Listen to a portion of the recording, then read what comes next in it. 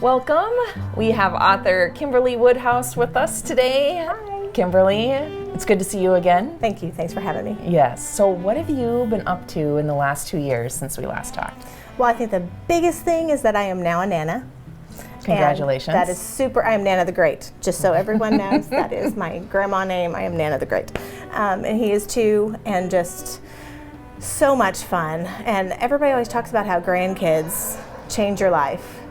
Grandkids change your life.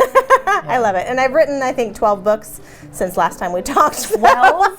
Yes. So I have 6 coming out next year and 12? How do you 5 do the next that? year. Well, it's just full time. So I split my day between writing and editing and a little bit of social media in there, a little bit of answering, publishers' emails, marketing, whatever has to be done. But I have so many hours a day that need to be writing and word count, and then I have so many hours a day that are editing, whatever book is in the other, because we're normally juggling 3 or 4 at a time. Right. So I honestly, I don't know how you authors do that. I can barely keep today straight, and you're... I walk on a treadmill at my desk, so I have a standing desk, and it keeps my brain going, and I enjoy it, and I just love it, and I wanted to keep moving because my job was very sedentary, and I just love it. Yeah. So it helps keep the ideas flowing, and I spend a lot of time at my desk.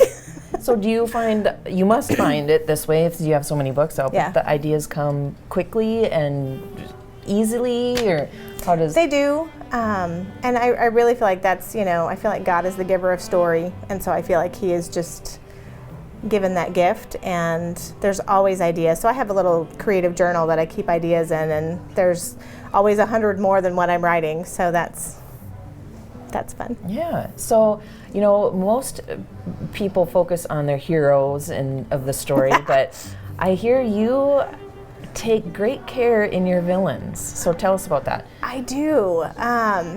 When I very first started writing, when I was first published, my first fiction editor, because my first couple books were nonfiction, and my first fiction editor talked to me about how incredible my villains were, and she goes, "You just do not have any edits on your villains." And I've had this editor for years now, and she's amazing. Now you got to tell the story about how she had nightmares. She did. So Karen Ball, if you're watching, I'm sorry, I'm going to talk about you. She is phenomenal. She worked with Francine Rivers and Karen Kingsbury and all that, so she's just a legend in editorial, and she is amazing. And so this book that's coming out in September, it's called The Secrets Beneath. I call it my dinosaur book because it's a series about women in paleontology and history, so during the Bone Wars. So everybody needs to look up the Bone Wars if you don't know what that is. After I turned in the manuscript, she read it, and she goes, "I had nightmares all night about this. I just wanted you to know." And that was after she read the first draft. And I was like, oh goodness, what do I have to do? Do I need to tone him down? Do I need to tone down, what's happening in the story?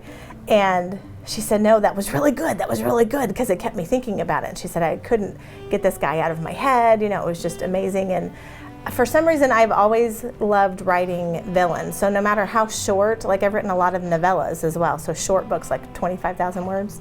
And I always have a villain POV in it. And I tell the publisher, I kind of demand it. It's like, nope, there's going to be a villain POV in there. And And that's point of view, right? That's the point of view, I'm sorry, yes.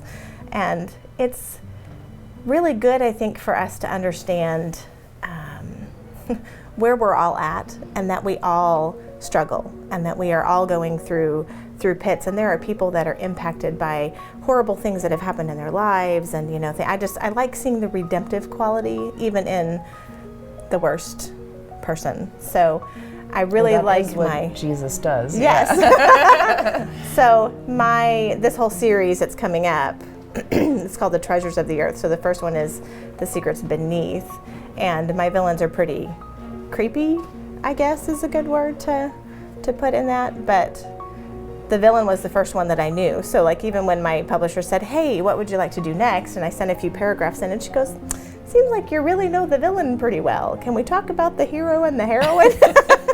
Sure, why not? We'll have them in there somewhere. But okay, so now talk about the new book. Yes. The paleontology. That sounds actually very fascinating to me. So What was fun, I put out a thing on Facebook to my readers, and I said, hey, what is something that you would like to see next? Because I had 5 pretty well-researched ideas and for series, and a friend of mine in Montana wrote, she goes, the Bone Wars, and I thought, oh, I forgot about that. And what's really cool is my husband had even hunted on this woman's land who is the granddaughter of Earl Douglas. And Earl Douglas is the man who's responsible for founding Dinosaur National Monument, which is super cool. And that's in the Colorado, Utah corners over there. So getting to talk to this granddaughter of Earl Douglas, and they gave us permission to use his journals and stuff's in quotes. So we have quotes from him, you know, at the top of each of the chapters in the book, which is really neat. And getting to read about his life, and he actually was digging during this time, during the Bone Wars. And so what most people don't realize is when in the US, when digging for dinosaur bones really became popular, there were these 2 guys that were these head paleontologists, and it's called the Bone Wars, because then it was like, how much money can we spend to outdo each other?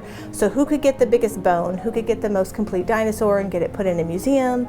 And they did horrible, despicable things to one another. And like today, people are like, I can't believe they did this. One of them even used dynamite at one site and blew up, you know, priceless fossils so that the other one couldn't get them. Wow. So using that cool little piece of history and women in paleontology, because at the start of it, the first book, you'll see women, it was vulgar for women to dig in the dirt. So What year is this?